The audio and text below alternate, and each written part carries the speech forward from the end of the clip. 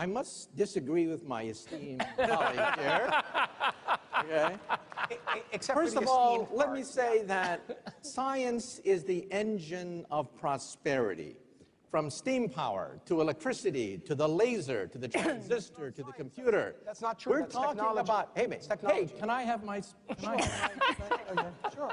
You had your say, let me have my say. Yes. However, the information revolution has a weakness, and the weakness is precisely the educational system. The United States has the worst educational system known to science. Our graduates compete regularly at the level of third world countries. So how come the scientific establishment of the United States doesn't collapse? If we're producing a generation of dummies, if the stupid index of America keeps rising every year, just watch network television and reality shows, right? How come the scientific establishment of the United States doesn't collapse? Let me tell you something. Some of you may not know this. America has a secret weapon. That secret weapon is the H-1B. Without the H-1B, the scientific establishment of this country would collapse. Forget about Google. Forget about Silicon Valley. There would be no Silicon Valley without the H-1B. And you know what the H-1B is? It's the genius visa, okay? You realize that in the United States, 50% of all PhD candidates are foreign-born. At my system, one of the biggest in the United States, 100% of the PhD candidates are foreign-born. The United States is a magnet sucking up all the brains of the world, but now the brains are going back. Right. They're going back to China.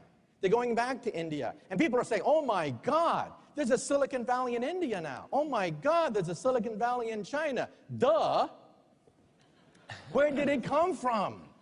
It came from the United States. So don't tell me that science isn't the engine of prosperity. You remove the H-1B visa and you collapse the economy. In Wall Street Journal, editorialized against a congressman who wanted to ban the H-1B, saying they'll take jobs away from the American people.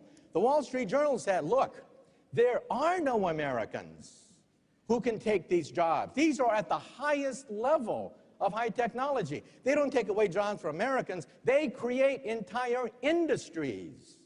And so that's why we have an Achilles heel, and that's the educational system.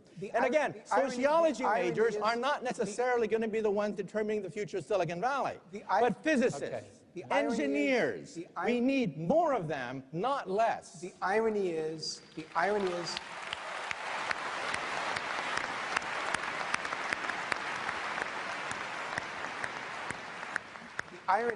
I agree with the immigration issues, what you're saying, and I'm at a school, of course, and Peter's a graduate of a school where indeed immigration. Your school wouldn't exist without the H-1B. Of course, but I'm not. We've got to get back to the future of business. But hold on a second. I'm not. No. I'm not arguing against an H-1B. I completely agree with this issue, and the point on the future of business that he's making, which is very, very important, is the nature of human capital.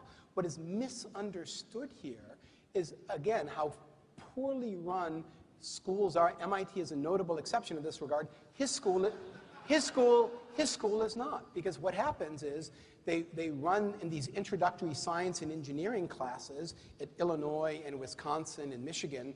They run freshman and sophomore years as flunk-out operations. They run it as a boot camp, and then people are surprised that people don't take science, that they don't take the STEM courses.